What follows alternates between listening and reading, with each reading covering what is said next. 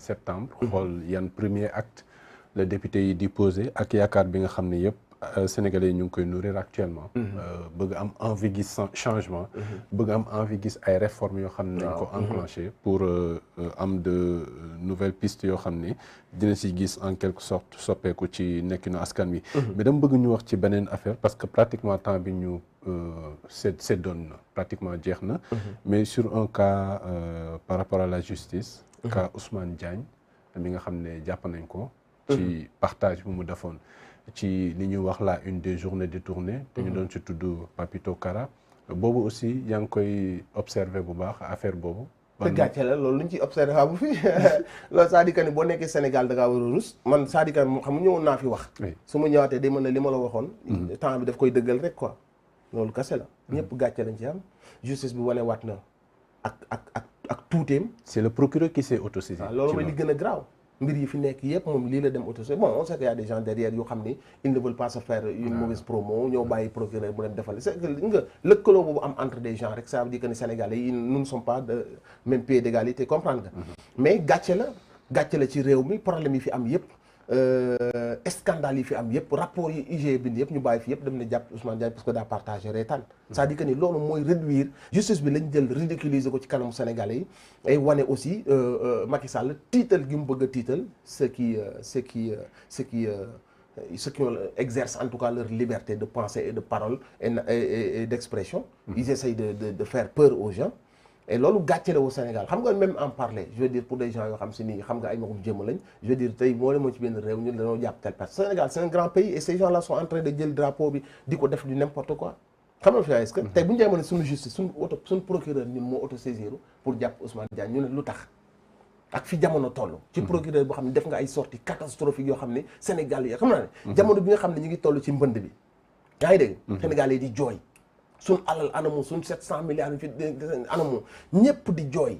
comprendre nga courant bi di coupé ndox bi di coupé mu nekk une tension boo xam ne sociale boo xam ne on avait vraiment besoin de compassion de wane que ni même si on est des dictateurs il y a des moments de compassion avec le peuple ñu jël mais période boobu ci même guddi googu noonu le procureur autosaisir pour dem jàpp benn jeune boo xam ni son seul tort c'est d'être avec un partisan de président Ousmane Sonko et de faire partie des jeunes yu présents sur les réseaux sociaux pour en tout cas wax son indignation wax ses pensées wax nangam sangam mais dafa partager comment tu peux jàpp borom kër parce que diplômé la c'est un gars qui a fait des études c'est un gars boo xam si ay doomam yu am 4 ans xam 6 ans dañoo maîtriser le Coran mu affiché leen il y a pas longtemps di ko ndamoo c'est un gars extrêmement correct malgré son engagement c'est quelqu'un bu dul sigi xool nit mais kooku noonu instant bi nii anamu mu ngi ci kaso bi ñu tëj tàggale ko ak jabaram ak doomam gratuitement te indigné wul ñenn ñi mais tey man soo bokkoon APR wala ma nekk kilifa diine wala ma nekk influenceur wala ma nekk artiste mais on est où en 2022 ab procureur autosaisir ñu dem jàpp ak même tey ko bu ñëwoon yóbbu garde à vue kase ëpp na waxuma la nga yóbbu ko kaso Papito Kara dafa def kii nu mu tudd revue de presse mais c'est extrêmement grave Abdou Khadre fan lañ toog fan lañ nekk loolu gàcce la gàcce bu mag a mag la d'accord beneen actualité muy hôpital Le Dantec boobu aussi créé njàqare ci côté patient yi ndax dañu war a délocaliser service yu bëri foofu pratiquement service yëpp am na benn plan de délocalisation boo xam ne ministère de la santé daal na koy publier tas ko ci différentes structures sanitaires publiques yi yóbbu nañ rajo bi Touba dégg waaw radiothérapie bi c'est à Touba mais patients yi dañu am njàqare bu ñu wane foofu te spécialistes yu bëri nee nañu xeetu délocalisation bi ça doit se faire dans le temps mettre les populations au cœur d'une communication boo xam ne ndànk-ndànk avec le temps daf leen di mocc ba bés bu ñu jógee pour délocaliser mbir mi du am benn impact du am benn choc boo xam ne da koy def même pensée bi nga am wala ban regard nga siy jeté bu fekkoon président moom compassion la xam nga cynisme weesuwul loolu dafa grave aussi li tax affaire yi àgg foofu laa bëgg a xam maanaam ndax manque de yërmande bi am gis nga nit boo leen yoree maanaam sa ñàkk xarañ yóbbu leen sax ci yenn coono yi li nga ko mën a compenser mooy nga am compassion nga yërëm leen sooy wax ak ñoom nga wàccee sa baat sa kanam fireeku ñu commencé comprendre yooyu rek nga ko mën a compenser mais yow maanaam dëgër googu ak soxor googu ak dama koy def signer je m'en fous je prends même je prends même pas la peine xam nga fi may est-ce que ci ay malade même su fekkee da nga war a délocaliser mais comme ni ko experts yi waxee mais def ko avec la douceur trouver les endroits ba pare mais dafa ñaaw ci am réew moo xam ne réewu teranga la ñu xëy di gis ay malade ñu taxaw nii di jooy ñi naan dañoo génnee ñi naan xëcc nañ ñu ci ay malade laa mën a xamal même su fekkoon am hôpital privé la ah ay malade kenn waru leen génnee noonu maanaam ci gis-gis ak ci dégg-dégg loolu nit mënu ko nangu léegi su fekkoon lu mënul ñàkk la bu fekkoon endroit boobu tey dañ ko soxla lu mënul ñàkk la mais li experts yi wax moo gën a yanu maanaam mooy nga jël le temps même su fekkee da ngay créer defar tabax yu bees ba pare wala boog nga xool endroit yi nga mën a caser ñëpp ba pare ba lépp am mu xam ni maa ngi Dantec ak maa ngi fële ça revient au même nga yëkkate leen ndànk ci worma ak ci yërmande placer leen coow du jib mais l'aspect de jaay boobu noonu jaay un hôpital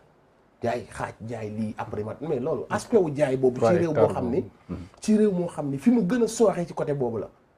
yaa ngi dégg li ma la wax maanaam même turu jaay boobu noonu rek day wane sa tolluwaay yow en tant que président par rapport ak yërmande bi nga waroon am ci askan bi instant bi ni boo yokkul waratoo wàññi lu ñuy jaay foofu amu fa bu doon alal nga soxla bu doon budget ba nga jeexal budget ba jar na nga wuti ko faneen mais maanaam ci lu symbolique waroo woon tudd aspect wu ak foofu foog ma lijjanti fa quelques milliards man pour man aspect wu jaay bi sax dafa ruslu aspect wu mën nañu wax que ni dañuy rénover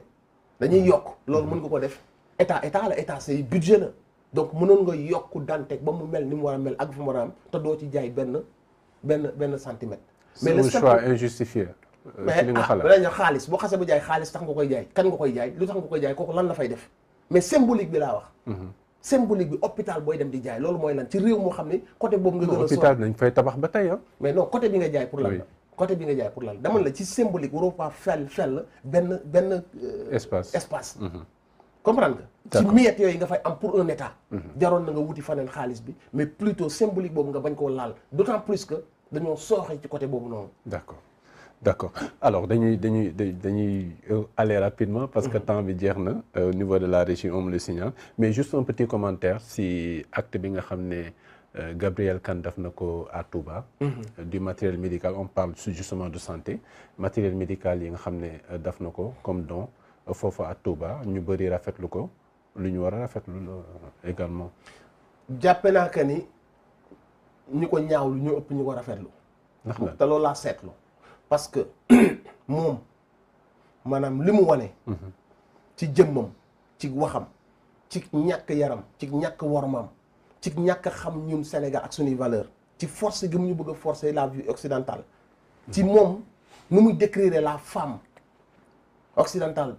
perception bi mu ci am ak ñun suñu communauté la femme sénégalaise africaine et musulmane c'est diamétralement opposé yi muy xeex yi ñu ko yónni mu taxaw di ko xeex ci télé bi maanaam li gën a garaaw la ñëw di xeex ci télé ñu yónni ko te xam nañ ñi nekk ci ginnaawam taxaw na fii di xeex pour ñu daganal yàqu biir avortement taxaw na di remettre en question fondement wu diine ji maanaam li yàlla ne may naa ñii ñu am lii soxna may naa li moom ci jëm boom ci xalaatam ci intellectuel am nee na day remettre loolu en question il trouve ça injuste maanaam day dal yàlla ñun kersa gi war a am ci ñun ak kii yoon nee na jigéen da ngaa war a libérer boo bëggee góor yaa ko war a dem sax jëli yaay lii man du ma xaar maanaam li muy représenté moom yu summeeku def ay photo di wane ka ni aar la ay photo yu maanaam ñun ci suñu tolluwaay ñi nga xam ne àgguñu fenn duñ mën a comprendre ñu jël kooku noonu yóbbul ko xalif bi yaa ngi dégg tout en sachant lu muy représenté guddi yi bu doon ko tuub la dañ naan yàlla ñëpp lay ubbil buntam tout en sachant que ba guddi yi li muy représenté ñu jël ko yóbbu ñun ci suñu tolluwaay duñ ko mën nangu ñun taalibe yi xam nga li ma la parce que suñu tolluwaay foofu la lu waxaguñ ci tolluwaayu sëriñ bi parce que sëriñ bi yërmande yàlla la sëriñ bi mën na recevoir façon bu nekk yonent bi sallallahu alayhi wa sallam ñëpp loon recevoir ñi yées ci àdduna bi doon recevoir mais loolu il faut ñu nangul ko sëriñ bi moom parce que tolluwaayam moo toll fa mais ñun ci suñu ay tolluwaay yu ndaw dañ gisee que ni c'est une impropre ah bon à ce niveau waaw les faits sont là ku ci ne ak sa sincérité ku ci ne ak sa sincérité lu muy représenté ak lu muy wax ñun xam nañ yan peuple ñoo koy wax ak ñi koy wax d'habitude ñen ñoo nekk seen ginnaaw léegi li ma ci jàpp mooy sabab bi safaan kase la bu doon moom ak xalaatam la mu yor ay affaire Touba soxla wugul ko Touba dafa soxla 67 millions Gabriel Kane am na luñ ci jublu te jàpp naa que ni safaan la parce que bu doon moom la ak xalaatam xëy na am na ay village am ñu moom yoo xam ne soxla nañ ko mu yóbbul leen ko te li tax ñu tudd xaalis bi au lieu que ñu wax rek matériel kii pour mu rafet li tax ñu tudd xaalis bi